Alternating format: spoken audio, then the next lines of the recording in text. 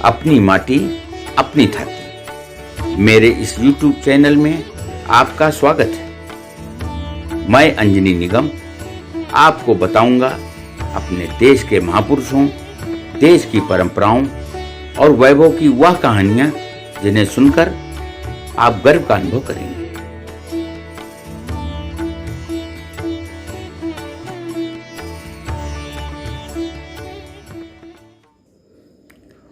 उन्हें लोग पंजाब केसरी कहते थे। जिस तरह केसरी यानी सिंह की दहाड़ सुनकर जंगल के अन्य जीव जंतु डर जाते हैं, उसी तरह स्वतंत्रता संग्राम के इस महान सेनानी की गर्जना सुनते ही अंग्रेज सरकार कांपने लगती थी।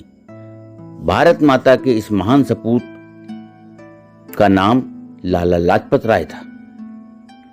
देश को आजाद कराने के लिए 3 नेताओं का नाम एक साथ जोड़कर लिया जाता है, जिन्हें लाल बाल पाल के रूप में जाना जाता है। लाल यानी लाला लाजपत राय, बाल यानी बाल गंगाधर तिलक और पाल का आशय बिपिन चंद्र पाल से है। बाल्यकाल से ही उन्होंने भारत के गौरवमय इतिहास और नेताओं का अध्ययन किया और यहीं से उनके मन में राष्ट्र प्रेम व सेवा की भावना का बीजारोपण हो गया। 1865 में जन्मे लाला लाजपत राय कानून की पढ़ाई के दौरान लाला हंसराज और पंडित गुरुदत्त जैसे क्रांतिकारियों के संपर्क में आए। वे तीनों अच्छे मित्र बन गए। महर्षि दयानंद के विचारों ने उन्हें काफी प्रेरित किया और 1882 में आर्य समाज के सदस्य बन गए। वे कहते थे, आर्य समाज मेरे लिए माता के समान है और वैदिक धर्म मुझे पिता तुल्य प्यारा है।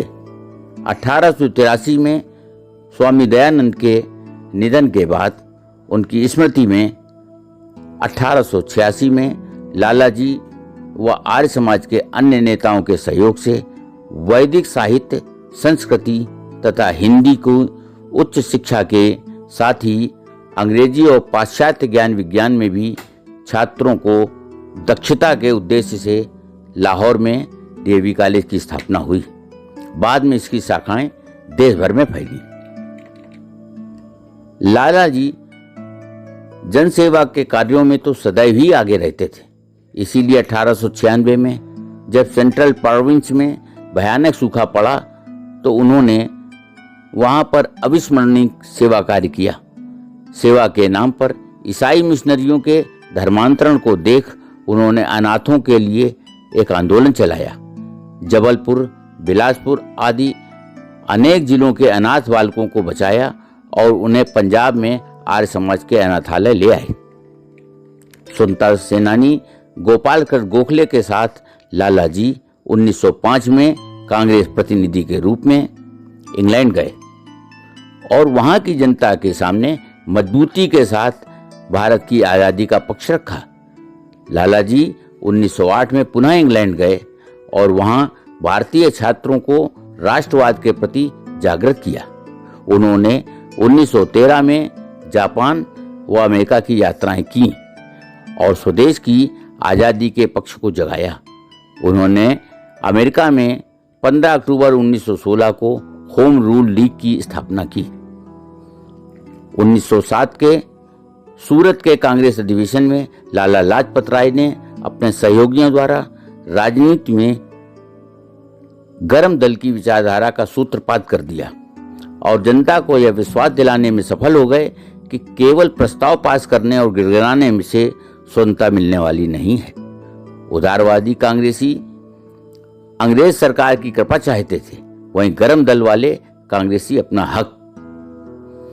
1920 में कोलकाता में कांग्रेस के विशेष अधिवेशन में लाला जी को अध्यक्ष बनाया गया, जहां पर महात्मा गांधी ने असहयोग आंदोलन का प्रस्ताव रखा। इस प्रस्ताव का चित्तरंजन दास, मोतीलाल नेहरू, मोहम्मद अली जिन्ना आदि ने विरोध किया। फिर भी लाला जी के नेतृत्व में प्रस्ताव बहुमत से पास हो गया।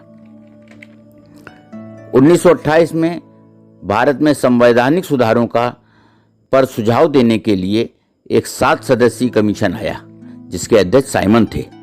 कमीशन में एक भी भारतीय नहीं था। इस अन्याय पर भारत में तीव्र प्रतिक्रिया हुई और भारतीय राष्ट्रीय कांग्रेस ने पूरे देश में साइमन कमीशन का शांतिपूर्ण विरोध करने का निश्चय किया। 30 अक्टूबर 1928 को साइमन कमीशन लाहौर पहुंचा तो विरोध में लाला जी ने पंडित मदन मोहन मालवीय के साथ शांतिपूर्ण जुलूस निकाला।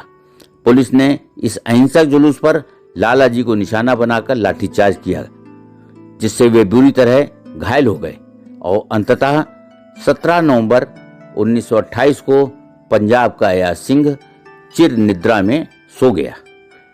अपनी मृत्यु के पहले लाला जी ने कहा था, मेरे शरीर पर पड़ी एक एक लाठी अंग्रेज सरकार के ताबूत में अंतिम कील साबित होगी। उनका अंतिम कथन सत्य साबित हुआ। लाला जी की इस हत्या ने भगत सिंह, सुखदेव और राजगुरु जैसे युवाओं को उद्वेलित कर दिया और उन्होंने अंग्रेज अधिकारी सैंडर्स को मारकर ही दम लिया।